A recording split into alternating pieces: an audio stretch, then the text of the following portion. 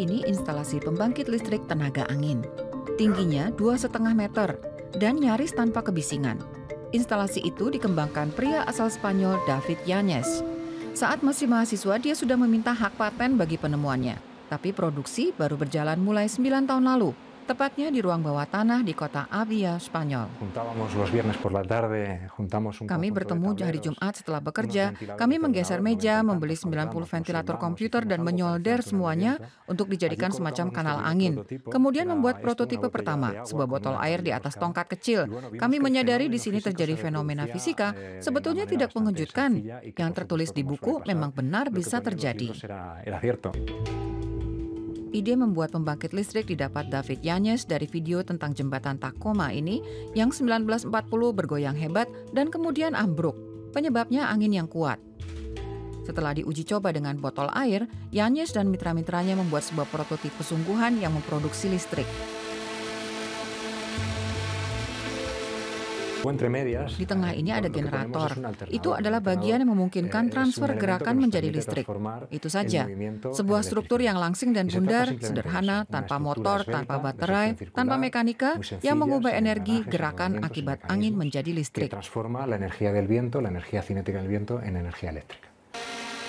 Sistem itu kemudian mereka sempurnakan, tapi perkembangannya lamban. Kalau orang di internet mencari model instalasi tenaga angin tanpa baling-baling, orang tidak akan menemukan apa-apa. Bagi kami tidak ada contoh. Proyek itu menarik minat pengusaha dan ilmuwan. Dengan dana penelitian, mereka bisa membuat kanal angin berukuran besar, demikian juga instalasinya. Fokus para pembuat kini terarah pada produk yang dinamakan Tacoma dengan kapasitas pembangkitan 100 watt. Produk ini juga bisa ditempatkan di atap atau di teras rumah.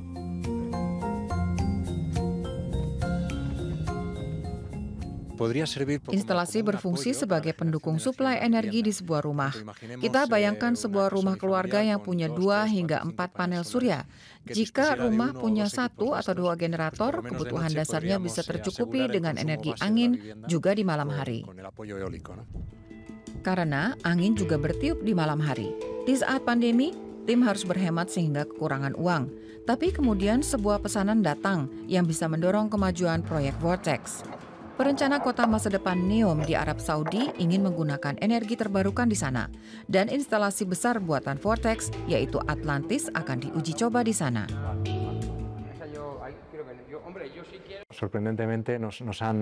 Tiba-tiba muncul kesempatan bagus ini untuk membangun instalasi setinggi 7 hingga 8 meter. Bagi kami ini peluang besar untuk belajar lebih banyak dan mengembangkan teknologi. Instalasi ini punya kapasitas 3 hingga 4 kilowatt. Ini 1000 kali lebih kecil dibanding instalasi energi angin yang biasa. Tapi instalasi bisa ditempatkan jauh lebih fleksibel. Semua tempat di mana angin bertiup bisa digunakan untuk produksi tenaga angin. Tapi kami merasa tempat kami lebih berada di perkotaan dibanding di pedesaan, di mana kincir angin ukuran besar berdiri. Begitu bagian yang menyerupai menara dikapalkan, tim Vortex kembali berkonsentrasi dengan instalasi Tacoma. Targetnya instalasi energi angin yang bisa dibeli hampir semua orang. Waktu akan jadi penentunya dan pasar akan jadi penentu keputusan. Tapi kami ingin menawarkan instalasi seharga 300, 350 atau 400 euro. Kapasitasnya 100 watt. Kalau produksi instalasi energi angin yang bergetar dengan senyap ini sudah diproduksi massal, tahun depan konsumen sudah bisa membelinya.